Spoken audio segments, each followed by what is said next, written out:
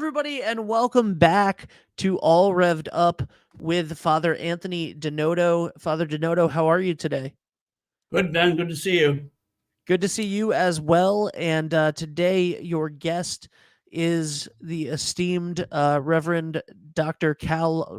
Reverend Dr. Cal Lord from Central Baptist, who we all know and love, the closest neighbor to Christ Church, and has been on these shows for many years with us. So I'm excited to hear you guys have a conversation right now. So let's introduce the Reverend Dr. Cal Lord, and I'll leave you guys to it. Great. Okay, Well, Ben. thank you. Nice to be here today with you, Father. Hi, Cal. It's good to see you, Pastor. Tony's good, Okay. and we're old friends, aren't we? Yeah, We've we've known each other for a number of years, maybe even before I got to Westerly here. I think I Oh, had sure. people down at the funeral parlor where your family owns. Well, also, when I was in the funeral business, I used to help out Church and Allen in Norwich, Okay, yep, and that's where I met you when you were a pastor in the Baptist church there, yes. and Yeah. then you landed in Westerly. How do you like you? How long have you been in Westerly now? It'll be 13 years in March. Hard to Oh, believe. that's Like, unbelievable. yeah. Uh, It's well, been that's really great. great.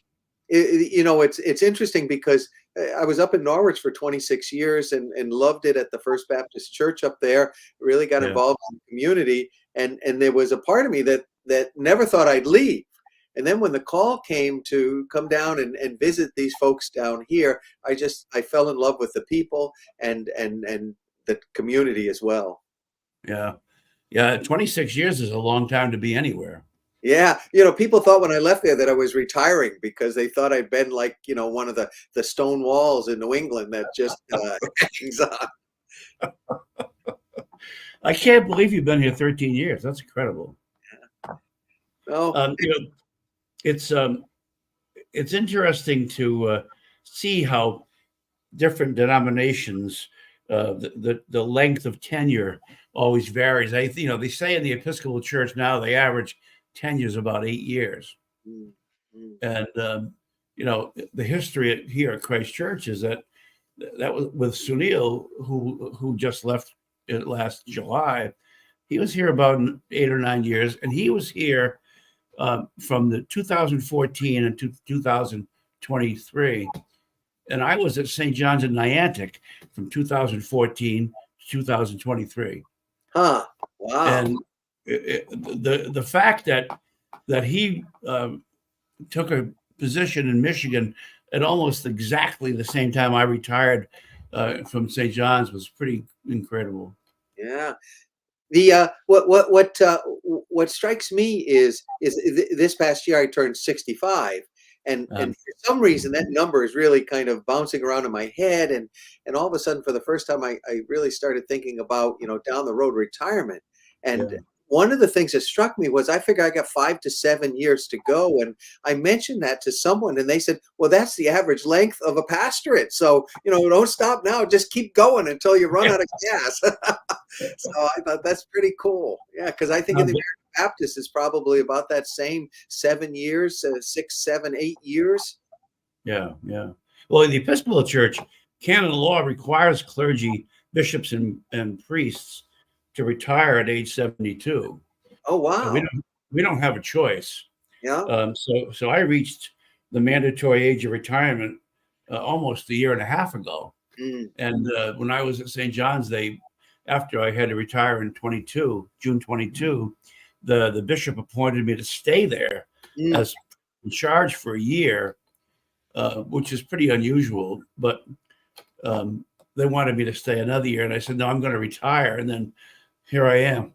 Well, but it's interesting, and I've often said this, like Pastor Josh McClure, who was at Pleasant Street in town here, was into his 80s when he finally retired, and Joyce Doerr, who also was a longtime member of the community, she was actually a member here at Central Baptist, then became principal of one of the local schools, and then went into ministry at age 60 or so, and ministered right up to her 80s, and was very, very strong ministry when she decided to retire. So there are some who will go. In our tradition, the Baptist tradition, it's basically between you and the church.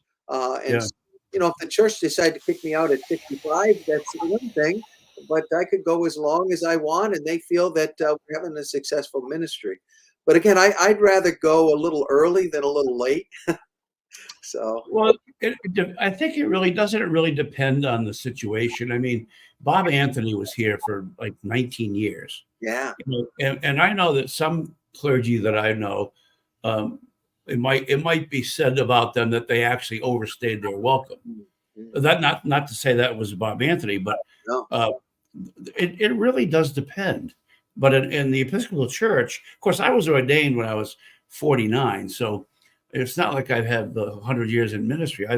This is actually this will be my 25th year in ordained ministry now, which is hard to believe even that. But um, you know, the fact that clergy have to retire at 72 is because it's canon law. I think they're going to have to start revisiting that because, in quite honestly, there's a clergy shortage Yes. in the Absolutely. yeah. Yeah. Episcopal So, Church. and it's interesting because I'm sure, just as you're doing now with interim ministry, um, there's a great call and a great need for experienced pastors in churches of all denominations to come in to kind of help out, to be well. Father Al, what Right. I Yeah, again, you mentioned 72. Father Al is, I believe, in his 90s, and he's still 92. vital. Yeah, I mean, and he's retired 7 times. great. Yeah, yeah. But um, somebody said to me the other day, "Why do you have to retire?" I said, "Well, that's the rule. Those are the rules." They said, and the fellow said to me, "Well, hell," he says, "the Pope's 89." I said, "Well, I'm not the Pope." I'm loving being here. I have to say, I think I admitted to somebody on one podcast that I always wanted to be rector of Christ Church, Mm, but it never happened. I mean, I had a wonderful ministry doing what I did for all those years. This is my 3rd Christ Church, huh. and I was at St. Albans and Epiphany and St. John's and Niantic for 10 years. So I had a good run, and Al and I are getting along very well. And interim ministry isn't just baby. Well, it's not just babysitting. You really have to sort of, you look at things. It's like visiting someone's home, and you say to them, uh, good friends that you figure you can say things to. You say, "How long has that crack been in the wall there?" And they turn around and say, "What crack?" Yeah, yeah. Because they've lived with it all. They don't see those things. And I think, part of interim ministry brings a fresh set of eyes into a place where, I mean, maybe systemically there's something that needs to be adjusted. And I think, Christ Church, I didn't get appointed here to save Christ Church. They're a thriving community, and we continue to, I see new people every Sunday, which I think is astounding. Yeah. Well, and again, you have so many gifts at Christ Church. The music program, obviously, you have a great outreach ministry, you have a great youth program. There's so many things, and it really is, every community has community church. And I think Christ Church is one of those community churches where people come because also your people are inviting. So they're saying to their friends, their neighbors, "Hey, why don't you come to church? You have some great programs, like you just had the Advent program a couple of weeks ago, the beginning of Advent. Then you have the Christmas program with the great music and the great scriptures. It's just a wonderful community event." We had almost 300 people at lessons and carols for Yeah, Advent, which is pretty astounding. yeah. And we're going to be having lessons and carols for Christmas actually on New Year's Eve at 5 o'clock. Ah, But I was kidding somebody the other day, and I'm always complaining about I call it my COVID 40. I'm as fat as a tick right now. I've never been this big in my life, and I put it all the weight on it during the pandemic. And someone said, "Why don't you get into a contest with Cal, ah, like Sunil did?" And I said, I don't want to do this publicly." But I heard you won anyway. So I did win. But then I got a pie in the face at Weight Watchers for something. I forget why, but maybe that was the good loser or something. So we got a busy weekend coming up, you and I. Yeah, yeah. It's a Uh, great. It really is. They say it's the greatest time of the year, and yeah. I know there's a lot to do and whatnot, but it really is a. I think for us as clergy, and I think for our leaders, it's a joyful time because you're celebrating, God's gift. And so every time I think about that, I think, all again, we sing the carols. We have, really 1 week of Advent where we sing, the slow songs, O come, Emmanuel. And then we kind of jump into the Christmas carols in worship. So for us, I always call it the Christmas season. And as long as you don't get too caught up in the commercial side of things and you focus on Christ, it really is an amazing, joyful, great time of the year. So I love it, even though, like I said, I've got 3 services, which is unusual for us, but 3 services on Sunday and 3 different sermons. So I'm racking my brains all, trying to come up with something fresh, although the story itself is fresh every year. So. Well, I was just talking to Father Al about that. I said, I guess it's normal, but I struggle with my Christmas and Easter homilies every year.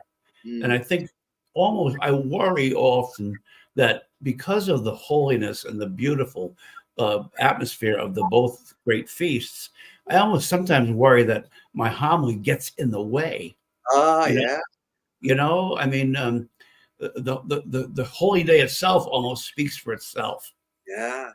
But each year, my wife will say to me after church sometimes, she says, "Where did that sermon come from?" And I say, "The Holy Spirit." There you go. Well, it's But we interesting. have, go Go ahead. ahead. No, go ahead. No, we're having a different kind of service tomorrow night at 5 o'clock. It's called a service of remembrance and hope, sort of our version of the Blue Mass, Yeah. where people, this is a tough time of the year for a lot of people, Yeah. people who, emotionally, people who are still grieving, people who continue to feel the pain of loss of loved ones. So holidays can be a tough time for a lot of people. Yeah. So Yeah. we're gonna do a service tomorrow where people can come and remember their loved ones and sing some hymns and say some prayers and be together and ask for God's blessing. I did this for about 9 years in my former parish in Niantic with the Daigle Foundation, which was started by a couple whose son was lost to suicide several years ago. So they're in the suicide prevention business. And so I collaborated with them. And so we're going to try to do it here. Father Al and I are going to do it tomorrow night. Yeah, that is very much needed. I know we were just thinking, Steph and I, about the number of people that we've lost this year, and so a lot of those families are Yeah. going to be one person short around their Christmas tables, and that is Yeah. hard. Yeah, yeah. My dad Yeah. died I last mean, he just, November, so yeah. oh, he did. I'm sorry. I didn't know that. You But know, oh, just, great. just, sorry. No, that's great that you're doing that. Yeah. Yeah. I'm looking forward to it. We don't know how many people are going to be there. Maybe there'll be 10, maybe there'll be 50, who knows? But, just since I have been here, since beginning of August, I've had 12 funerals. Wow, that is a lot. And yeah, and I think that thankfully it's calmed down a little bit. But and everybody deals with grief and death differently. Some people are just fine with it. Some people, their lives are completely turned upside down. And this time of the year, particularly, I think when people are separated, and lots of times families who are dislocated, or a lot of people whose families are in a million different places. It's hard to get together at the holidays, and Yeah. so Well, I think um, when in COVID, and you made me think about this especially that first Christmas of COVID, where it seemed like things were getting better, and then they got worse. Thanksgiving, I guess a lot of people got together, and then COVID kind right, of ramped up again. And I remember being depressed the whole time, and we did a Zoom thing with a family. But I remember going to Josh McClure, Reverend McClure, and I said to him, I said, I don't know I just am not feeling it this year because of all the things that have happened, and I just don't know what to do. I'm usually so excited at Christmas, and he said to me, and it goes back to what you were saying earlier. He said, "Just tell the story." Yeah. That story is what it's all about, because sometimes we get so cute. And even especially with people who have lost someone during the year, that's Christmas is all about the hope. God loved us so much, he sent his son, and here it is. And again, yeah, it's a cute little baby story, but really he's a gift of salvation, so that hope we have for those we've lost is that they are in heaven with God now. And That's it's right.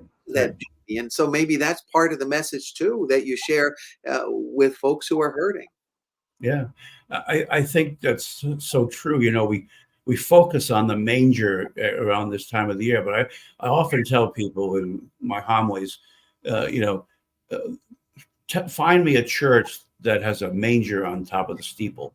Yeah, yeah, What's on there is the sign of Christ's sacrifice mm, and what he won for us.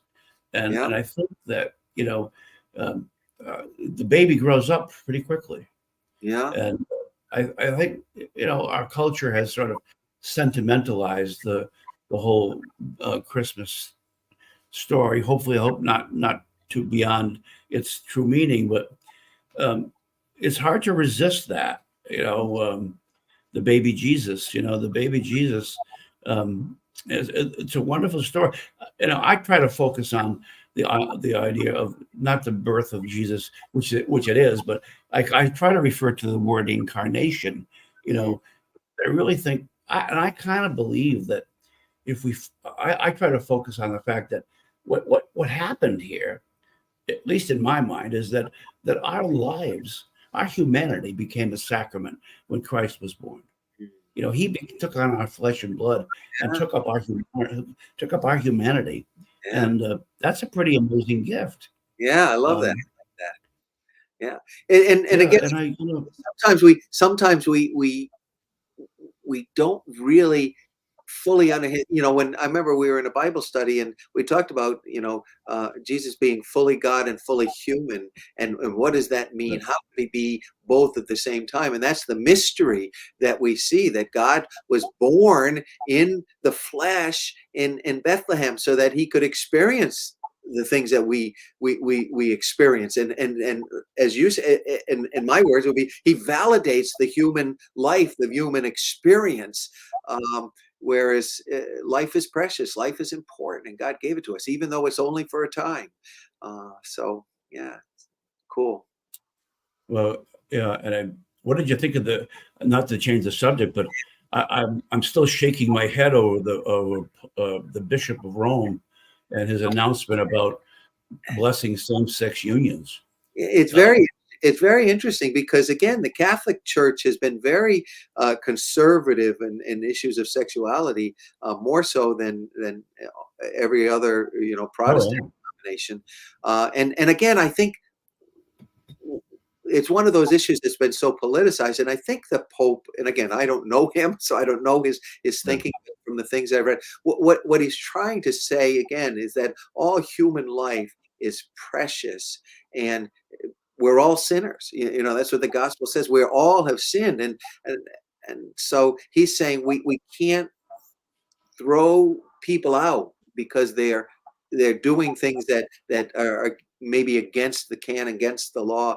And again, it's all the articles I've read stop short. He's not permitting weddings, but right, just a recognition, a blessing of them as people, as individuals, and right. that recognizing their love. And we're a more conservative congregation, and yet we welcome everybody. And so again, I think he's trying to be a little bit more open and less condemning than I think the church has been labeled in the past. So, Yeah. but I know Well, it's going to cause a lot of reaction among a lot of my Roman Catholic friends, for sure. I think I think it's really rife for a schism. Mm, There are a lot of conservative Roman Catholics who are outraged about this, and I think that you know uh, sadly, as far as I'm concerned, they're outraged. But I think even from the LGBTQ community, some of the things I'm reading is that some of the strident supporters don't feel this went far enough, That's because they still feel second class because they can't be afforded the sacrament. yeah. It's going to be interesting to see. I mean, we have been uh, welcoming to gays and offer same-sex marriage here. I noticed also just last week the Archbishop of Canterbury, just announced that they're going to be allowing same-sex blessings, Mm. not a sacrament. So it's interesting. It's all kind of a confluence of shifts in denominational positions.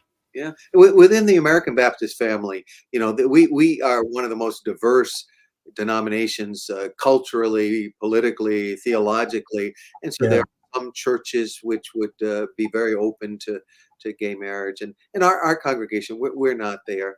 yeah, Um, Again, but what I've always done is if someone has come to me and they want to get married, I will introduce them to someone who will do that because yeah, my conscience doesn't allow me to do that. But uh, yeah. again, I have gay friends who are married, and they're my friends. Yeah, Yeah, exactly. Yeah. Um, well, Christmas is always the time for uh, uh, strong emotions and high hopes. I love to talk about my childhood, and you probably remember too the Sears catalog, mm, the big thick catalog that used to come with a toy section. And I think uh, the memories of Christmas that people have, and amazing how many different family traditions I hear about. yeah, Uh, it really does conjure up a special sense of celebration in so many ways. yeah, yeah. I always tell the story about my best Christmas ever. It didn't have anything to do with gifts that we normally think of something under the tree. But my mother and father uh, broke up. My mother was an alcoholic, and she left home when I was 10 years old, and she took Okay. my younger brother with her. And so that was looking like it was going to be a pretty horrible Christmas because my mother's parents were the ones we always went to. It was the best place, and so it looked pretty bleak. Plus, the family was split, and my younger brother was not home, and I remember praying that the family would be back together. That's what we all do, especially as children when you're in the midst of that. And Mm. one day my mom came by to drop off a present, and my brother was in the car, and I just pleaded with her. I said, "Can't you leave Brian here just for Christmas? Because it'll make it so much more special." And she left my brother, and Oh, and like I said, that was the best Christmas present I ever got. Even though the whole family wasn't there, he was there. My dad was thrilled and overjoyed, and it made things a little brighter. And I said, that's what Christmas is. Christmas is really all about the people in your life. It's yeah, it's remembering them, the gifts that God has given you. That He gave us the gift of Christ, but also family, friendships, church, all these things. right. And a toy is here today, broken tomorrow, and Yeah, so many of the things that we share. So again, I would say to people this Christmas, look around you and see what God has blessed you with, and then give thanks and celebrate that at Christmas. amen. I think the family is just so essential, and there are all sorts of families. Yeah, I don't know if you remember that movie, Mrs. Doubtfire, yeah, yeah, but at the end of the movie, Robin Williams does a soliloquy about families, and I think it's a beautiful description of the variety and the diversity of there are all sorts of families. That's basically what the soliloquy is about. And not all families are like the Leave It to Beaver families, and the Father Knows Best families that we all grew up with. Um, the intact um, family, but there are all sorts of families, and I think that loving the people around us is critical at this time. yeah. You That's know, And and this is what I think you have this good sense at Christ Church. We have it here at Central Baptist. Many churches do. When I went to the first time I went back to church, my dad brought my brother and I to church. The people in the church knew our situation and they just loved us. And we all of a sudden, within a short time, had surrogate grandparents, surrogate, mothers and fathers, and I was blessed, and so I saw church as family as an 11-year-old boy, and everywhere that I've gone, I've really kind of tried to help our people model it. And again, Central, that's how it was, and we've just tried to fine tune that a little bit better. So Mhm. there's a lot of love in a lot of I, churches. I saw that here, and on Thanksgiving we had a Yeah, Thanksgiving dinner. yeah, It was a wonderful meal and you want to talk about a family. I mean, there were people there who came alone because they were alone. There were some people who came because they were older. Some people who came because they didn't want to cook. Some people who came because they needed to, out of their own food insecurity. And everybody sat down and had a meal together in a loving way that uh, all those distinctions broke away. Yeah. yeah, Uh, and I think that, you know, well, this Christmas, with so many evil things around us and so many threats of evil, and between the unending wars in Ukraine and in Israel and Palestine, and the threat of nuclear war, and um, it almost seems insurmountable from our view as Christians. But when it comes right down to it, we have to be the peacemakers. The Prince of Peace. We talk about the Prince of Peace, and well, how do we do that? And we do it one person at a time. We do yeah, it with each other. We yeah, do it with each. Um, yeah. you know, there's a prayer that I use that someone asked me about, and the last part of the prayer is it says, it's like the final blessing, and it says to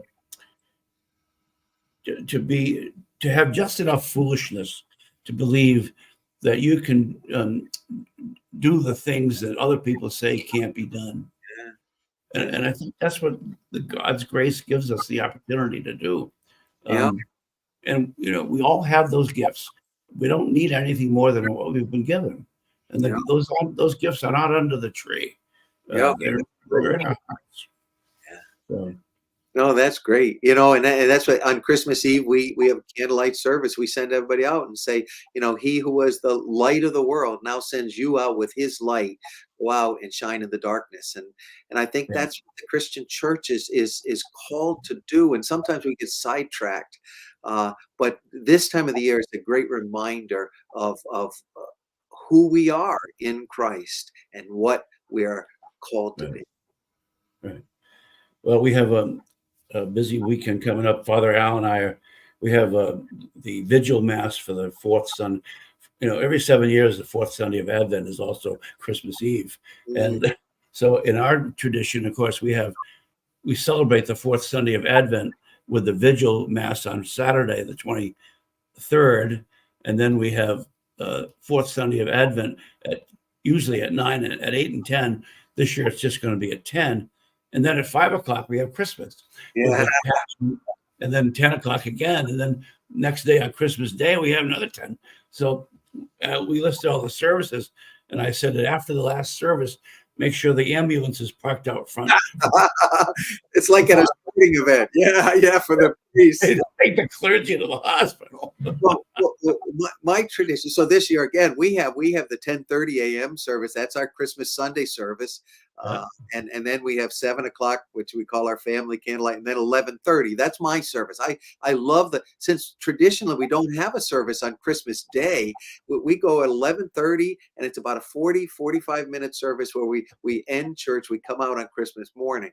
But I then see. what I've been doing the last few years is I've become a Christmas Catholic, and I head down to see Father Ray or Father Mike down to St. Pius for their early mass. And the first year I went, Father Ray was preaching, and as he came up to me, he said, "Oh, hello, hi, it's nice to see." And I said, "Father, I'm one of your Christmas Catholics. I only come once a year." And he I love it.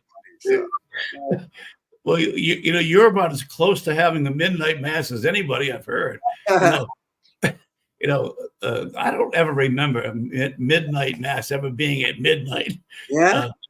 But you know, we started at 9:45 with a choral carols, and we'll end close to midnight, but it won't be midnight.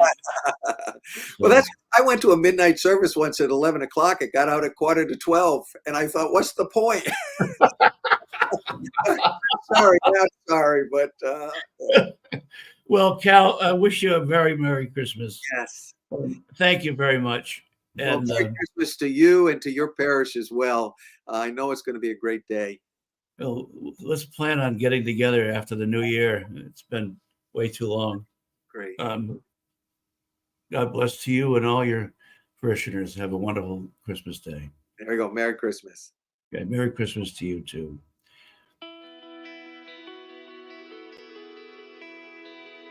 Thanks for watching. Did you know that you can join Christ Church from anywhere in the world? If you're feeling connected to what we're doing, email us today at communicate@christchurchwesterly.org.